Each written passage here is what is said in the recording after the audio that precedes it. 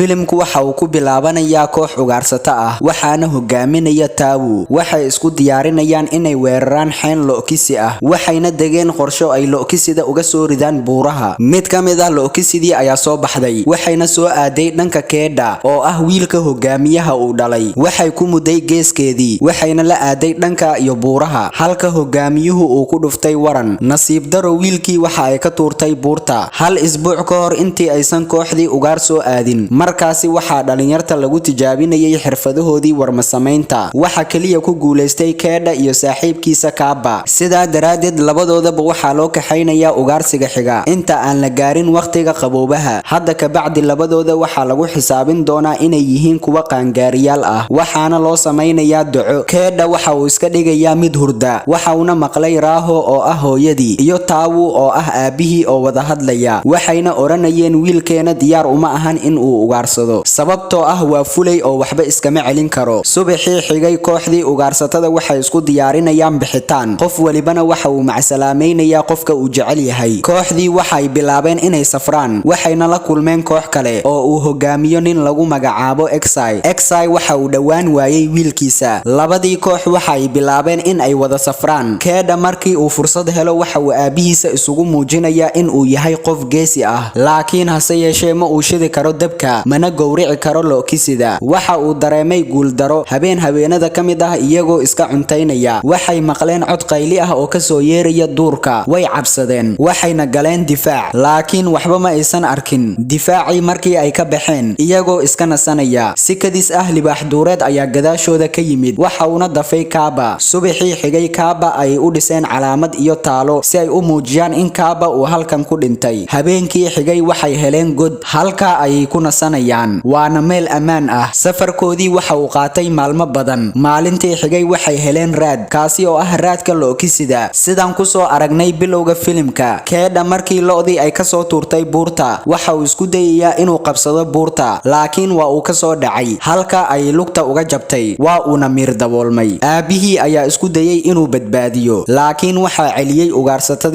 ugaarsatadii kale waxay aruursanayaan Lo'kisidii ay dileen halka Keedi aabihii uu weli saaran yahay buurta qarkeeda isagoo welibana oynaya. Hadda ugaartii si siman ayaa loo qaybiyay. Kooxdii Exai waxay go'aansadeen inay aadaan gurigooda halka kooxdii Taawu ay hal habeen dib ugu dhaceen isagoo rajaynaya in wiilkiisa weli uu nool yahay. Ugu dambeyn saaxiibkiisa ayaa ku qanciyay in wiilkiisa uu dhintay waxa uuna ku dhahay waa in halkan aynu isaga tagnaa. Subaxdii xigtay isagana waxay u dhiseen taalo si loogu soo xasuusto halka Keedi aabihiis ilmadu ay ka qubanayso. Saacado kadib markii ay baxeen Gorgor ayaa waxa uu ku soo duldegtay Keeda si uu halka ugu cuno balse Keeda ayaa soo kacay wuuna iska celiyay Gorgorkii. Ebelba isaga waa uu miir daboolsanaa waxa uu ogaaday xaaladda uu ku sugan yahay. Waxa uu jiidayaa lugtiisa si uu u fuulo buurta balse waa uu ka sabiibaxay halka ayuuna waqti dheer ka soo raaracsanaa sababtoo ah dhulka uma dhawaa. Si lama filaan ah waxa ku yimid roob aad u xoogan waxa uuna dhulka hoostii ka dhigay biyo qulqulaya. Keedi biyihii ayuu isku tuuray biyihii ayaana qaaday isagoo suuxsan. Subaxdii xigtay ayuu soo toosay isagoo madaxa dhiiqa kula jira. Lugtiisii jabnayd ayuu qori ku duubay si tartiib ah ayuuna u socday. Waxa uuna arkay dhagaxii taalada ahaa ee loo dhisay sida inuu dhintay oo kale. Waxa uu haraantiyay dhagaxyadii isagoo niyad jabsan. Keeda waxa uu bilaabay inuu keligii safro isagoo raadinaya dhanka ay xaafadda ka jirto. Waxa uu cunayaa xasharaadka haaf biyo ahna horay ayuu u sii qaatay. Waxa uu fuulay geed si uu habeenka ugu seexdo ugana fogaado ugaadha xayawaanada. Subaxii markii la gaaray waxa yimid koox yeeya ah waxayna soo weerareen Keeda. Waxa uuna isagoo ordaya dib ugu soo laabtay geedkii. Waxa lugta ka qaniintay mid ka mid ah yeeydii waxa uuna ku dhuftay mindidiisa ka hor inta uusan geedka fuulin. Yeeydii waa ay baxeen. Keeda waa uu soo degtay si uu u dhammaystiro yeeydii dhaawaca ahayd laakiin waa ay la xumaatay arrinka wuuna iska sii daayay. Waxa uu bilaabay inuu afka ka xiro yeeydii si aysan u qaniinin. Waxa uu qaaday yeeydii isagoo dhaawaca ka daaweynaya. Nasiib daro halka kuma nasan karaan oo waxa ka dhawaa koox waraabo ah. Waxay heleen god si nabad ah ayna ku jiifteen. Subaxii xigay markii ay soo kaceen Keeda waxa uu cabayaa biyo waxa uuna go'aansaday in biyihiisa uu la wadaago yeeyda wuxuuna ka sii daaweynayaa dhaawicii uu u geystay. Keeda dhagax weyn ayuu soo qaatay waxa uuna arkay bakayle halka ayuuna ku dilay si uu u quuto. Ugu dambeyntii waxa uu shitay dab yeeydii ayuuna haaf ka siiyay bakaylihii. Yeeyda weli ma ogola in korkeeda uu taabto jiilaalka qaboobaha ayaa ku soo wajahan. Keedha waxa uu ku qasban yahay in gurigiisa uu helo inta uusan barafka bilaaban ka hor. Keedha godkii ayuu ka soo baxay, waxa uuna u socdaalayaa gurigiisa, halka yeeydii ay weli daba soconayso. Waxa uu doonayaa in uu iska reebo yeeyda. Ugu dambeyntii Keedha waxa uu aqbalay in yeeydu ay raacdo. Yeeyda waxa ay noqotay saaxiibadiisa cusub ee safarka ku wehelinaysa. Wuu tababaray, wayna isla ugaarsanayaan. Saaxiibo isku fiican ayayna noqdeen. Waxa uuna ugu magacaabay Alva. Jiilaalkii barafka ayaana la gaaray. Habeenada ka mid ah iyagoo wax cunaya, Alva qoyskeedii ayaa yimid. Aad ayayna isku jeclaayeen. Keedha Alva waxa uu ku amray inay raacdo qoyskeeda. Keedha safarkii keli ayuu ku noqday. Duufaanada barafkuna waa ay sii badanayaan. Sidaa daraadeed waxaa ku adag inuu horay u sii socdo. Maalmo badan oo uu barafka sii dhex marayay, waxa uu la kulmay Alva iyo qoyskeeda. Isagoo ordaya markii uu u dhawaaday waxaa la go'ay barafkii. Halkaa ayuuna ku dhacay. Markii uu ku sigtay inuu dhinto, mindidii uu aabihiis horay u siiyey ayuu ku badbaaday. Mindida ayuuna kaga soo baxay barafkii. Labadooda mar kale waxay bilaabeen in ay wada safraan. Waxay heleen raad. Markii ay daba raaceen, waxay arkeen buush halkaa ku yaala. Ninkii iska lahaana mar hore ayaa waxaa dilay barafkii. Keedha waxa uu raadinayaa cunto, balse ma uusan helin. Wuxuu helay falaadh uu ku ugaarsan karo. Waxaa bilowday duufaan aad u daran. Keedha iyo Alva waxaa soo bursanaya waraabayaal aad u badan. Wuxuuna ku dhuuntay god si uu u badbaado. Laakiin godkii libaax duureed ayaa ku jiray. Libaaxii waxa uu ku soo boodayaa Keedha. Alva ayaana libaax duureedkii ku booday. Waa uuna ka badbaaday Keedha. Kadib Keedha ayaa libaax duureedkii falaadh ku dhuftay si uu u badbaadiyo Alva. Hadda Keedhi waxa uu Alva ka daaweynayaa dhaawacyadii uu u geystay libaax duureedka.